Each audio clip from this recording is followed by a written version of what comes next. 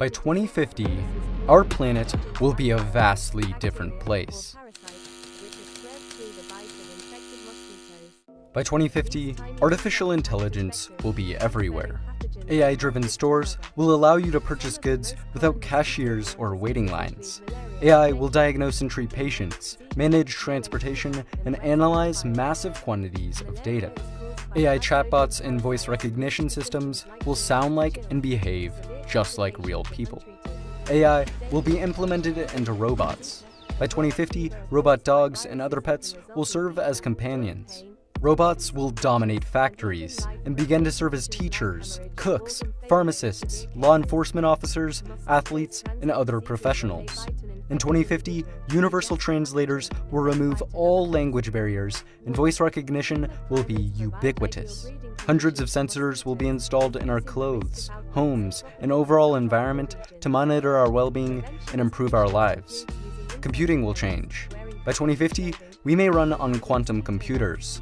Based on the properties of quantum physics, quantum computers could deliver massive leaps in computing power, outstripping any current transistor-based models. AI and computers will integrate into humans. Brain chips like Elon Musk's Neuralink will treat neurological disorders like Alzheimer's, Parkinson's, spinal cord injury, and blindness. These brain chips will allow people to control computers and prosthetics with no physical interaction.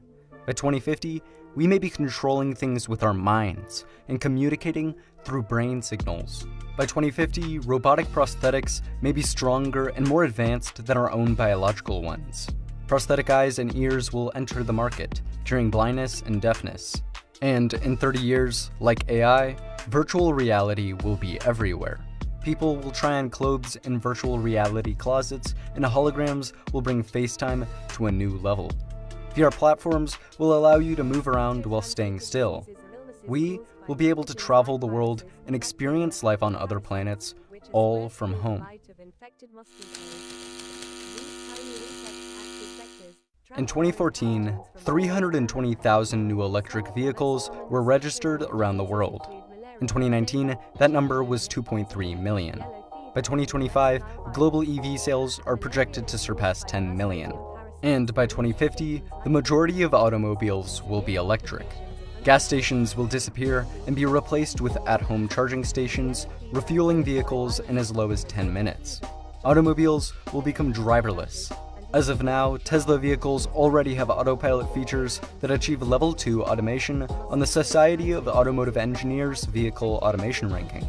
Other companies, such as Google, have invested billions of dollars into self-driving technology. Currently, it's expected that fully autonomous Level 5 vehicles will roll out to consumers in the late to mid-2020s and become commonplace in the 2030s. By 2050, people will be hopping into cars with no steering wheel. Thousands of autonomous vans and semi-trucks will travel across country, delivering packages and shipments with no human interaction. Drones will do the same for shorter distances. By 2050, swarms of drones will be delivering small packages from floating or vertical warehouses.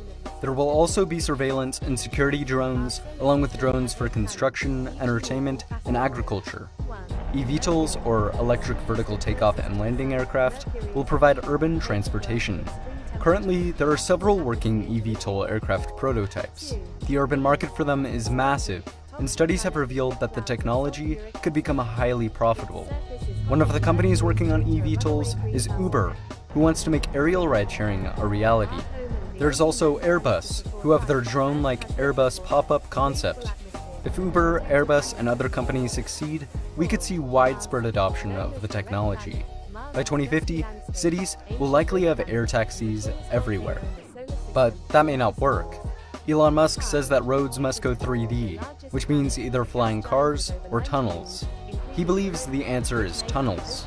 Right now, Elon Musk's Boring Company is digging small, experimental tunnels under cities. If Musk can significantly cut down boring costs, by 2050, cities will have thousands of tunnels underneath them. Another one of Musk's brainchilds, Hyperloop, will revolutionize long-distance land transportation. Hyperloop, the idea for vacuum maglev high-speed trains, could speed up to 700 miles per hour. A trip from Los Angeles to San Francisco would be only 43 minutes long, compared to a 6-hour car ride. By 2050, Hyperloop systems will certainly be constructed, and replacing airplanes may evolve into the most popular type of long-distance domestic travel. But for travel between continents, airplanes will remain dominant. With improved batteries, we could see electric airliners take to the skies. In addition, several companies are working to bring back supersonic aircraft. These aircraft are certainly not airliners, but small-scale jets meant to carry only 10 to 100 people. By 2050, we could have Concorde-like, but safer, supersonic aircraft soaring through the skies. Or, as an alternative to airplanes, what if we traveled around in rockets? Well, Elon Musk wants to use his Starship to transport people all around the world soon. In Musk's Starship, one could travel from New York to London in only 29 minutes. Our energy system is transforming. Over the past decade, the cost of solar power has plummeted. Due to economies of scale and improved technology, the price of solar equipment has dropped by 89% since 2010. The cost for wind power has plunged as well. Due to these decreases, new solar and wind investments are usually cheaper than natural gas and coal investments. However, renewables still have one major setback: energy storage. For utility-scale systems, renewables need a way to store excess energy from windy and sunny days for cloudy and calm days. To help with this, researchers are developing new methods to store large amounts of energy. Some examples include storing energy as heat in materials, compressing air, or turning air into a liquid. Although it remains to be seen which method is best, these solutions will certainly be implemented for large-scale utility in the future. By 2050, renewables are expected to provide nearly half of all world electricity. But that's not all. As solar and wind begin to dominate the energy sector, fusion power will rise. Currently, fusion power is purely speculative. However, 35 nations are collaborating on ITER, a $20 billion project in France to test the feasibility of fusion for power generation. ITER will work by creating a fusion-powered plasma inside an experimental machine. The walls of the machine will absorb the energy, using it to produce steam that will generate electricity with turbines. ITER's first plasma is planned for December 2025. By 2050, we could have fully functional fusion power plants, operating more efficiently than any other power source in history.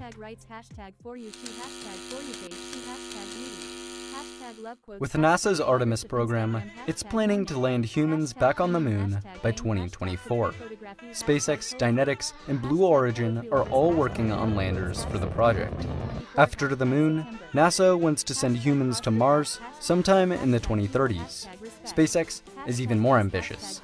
They are developing the Starship, a rocket that they hope will send humans to Mars by 2024.